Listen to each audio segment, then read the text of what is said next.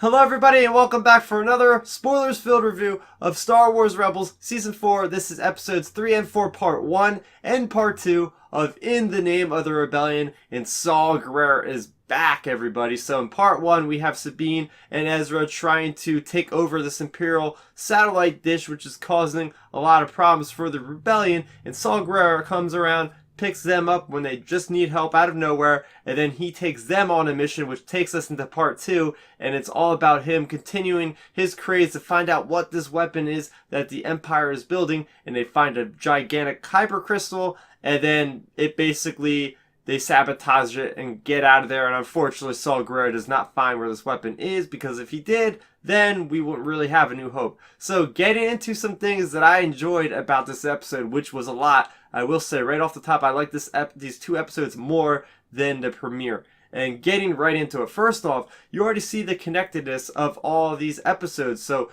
we go into this episode and we are on that Mandalorian fighter that they were coming from with the previous episode from Mandalore. So we have Sabine, Kanan, we have Ezra coming into, for the first time, Yavin 4. So we're seeing Yavin 4 from the eyes of Ezra, like, you know, for everybody else. It's really neat seeing that. And not to mention, another thing with Ezra carrying over from that previous arc with the Mandalorians is that he has that jetpack again. So I never, last episode I criticized about, you know, the jetpack was annoying, but now I actually see where they're bringing that back in. So a lot of things that might seem like kind of crazy in Rebels, it seems like they're already delivering on the promise that where they're going to make a lot of like little inconsistencies and stuff, make them, you know, come to forbearance in this particular last seasons of Rebels. And of course, one of my favorite things, this is in the first part, was the whole hologram of Saul kind of talking back to Mon Mothma, and it's just awesome because you have the complete different leaders of the rebellion.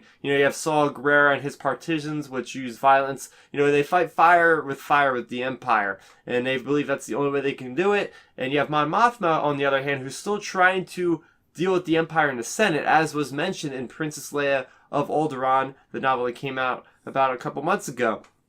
And then at one point you actually see Mon Mothma get fired up. Saw Gerrera manages to make what a character that we all know is a very calm character into somebody that lashes out, and Saw Gerrera's all like, embrace it, you know, like this is the person I want to see leading the rebellion. So it's really cool seeing that happen. And speaking of Saw Gerrera, it's nice to see some of our Ghost crew actually second guessing what they're doing with the rebellion as far as how they choose to fight. And you actually see this nice conversation between Kanan and even Hera Syndulla herself, the captain of Phoenix Squadron, is even fighting that idea. Like, she really wants to just destroy this satellite dish and just everything that the Empire has done so far. So really nice seeing that our characters are very much struggling to get through this. Another thing I enjoyed was this particular scene where in the first part you have Kanan guiding Hera through this kind of fog with the Force, try to, you know, get these TIE defenders off them, because it's nice seeing the TIE defenders. They got the shields. They're very hard to take out, so pretty cool. I also liked seeing two tubes. I'm a big fan. Is it Benthic or Edrio two tubes? Whatever one is the pilot. Pretty cool. And I also really like the design of that U-Wing. I love the U-Wing design, so seeing that they have the specialized little coloring on Saw Gerrera's. Moving into more of the second episode, we actually seen more of what makes Saw Gerrera different from the rest of the Rebel Alliance. I mean, this guy, he's willing to just, like, sacrifice civilians. But not even sacrifice, he just doesn't even care about these prisoners he finds. He's like, these aren't the people, this isn't the thing I'm looking for, I'm going to abandon them. And, of course, Ezra's saying we got to save them.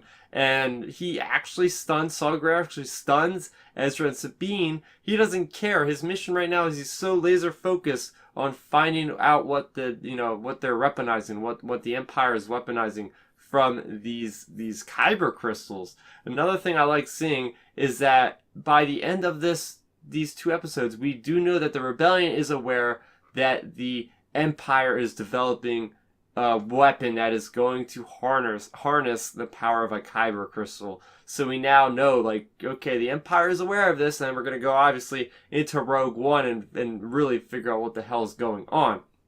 And finally, speaking of Rogue One, that's one of my favorite things about these two episodes, is there's a lot of references to Rogue One. I mean, first off, you have Jeddah, you have, Director Krennic is mentioned in there, and then we have the Death Troopers, and that's where I'm going to kind of segue into my negatives. It was awesome seeing the Death Troopers, but I totally thought they were misused because the Death Troopers are supposed to be these elite troopers. I mean, we see them in Rogue One just destroying everybody on the beaches of Scarif. And, you know, the Rebels are just taking these guys out. Like, come on. Like, they have these special, like, little, like, optic things on their helmets.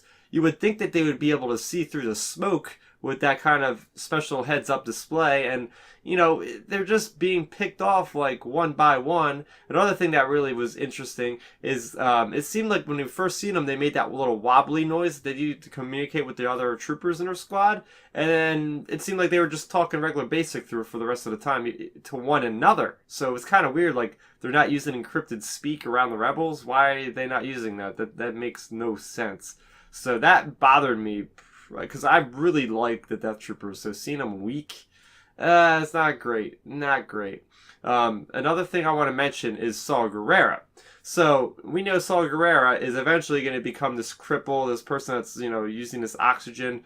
Now I'm going to get pretty deep cut right now, because I remember reading in the visual dictionary for Rogue One that Saw Gerrera's symptoms of his cough were coming from some kind of Geonosian kind of respiratory thing. So yeah, we seen him in Geonosis like a year ago or whatever.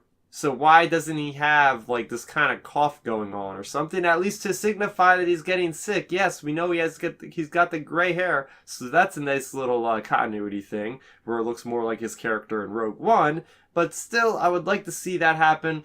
But then again, I just don't think that this is it for Saw Gerrera. I really hope it isn't. Hopefully he comes back in the second half. Maybe he'll come up with the rebels and try to fight on Lothal or something. I really, really hope that. But that is what I thought of these 2 episodes of Rebels Season 4 in the Name of the Rebellion. Next week, we can look forward to our first 2 standalone pairing of episodes, which shall be interesting. We're going to have Occupancy and Flight of the Defender, and Filoni says this is where we're going to start focusing on Ezra from episode 5 onward, because these first 2 arcs were more or less just finishing up some loose threads. So now we're going to really get into the meat of this last season of Rebels. So I can't freaking wait, guys. I want to know, what did you think of this episode? What did you think of the portrayal of Saw Gerrera? Forgot to mention also that the part 1, episode 3, was actually written by Gary Whitta, who did one of the story treatments for Rogue One, so that's why you see a lot of this cool continuity.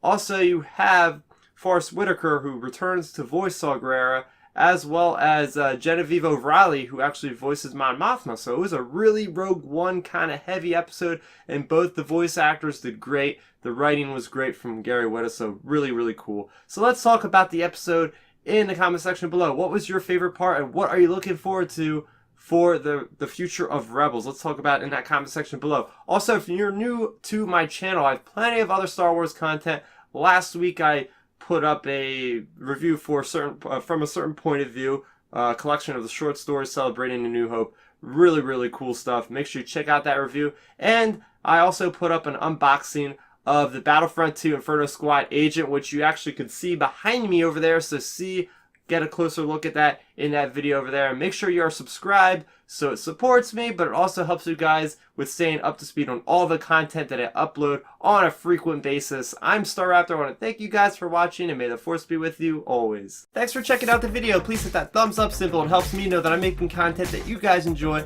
And if you enjoyed this video, I also include 2 videos down below you guys should check out. And please consider subscribing to this channel. It helps support me, and it notifies you guys of when I get new videos up on the channel. You can also contact me on Twitter, Facebook, and Instagram at Star Raptor.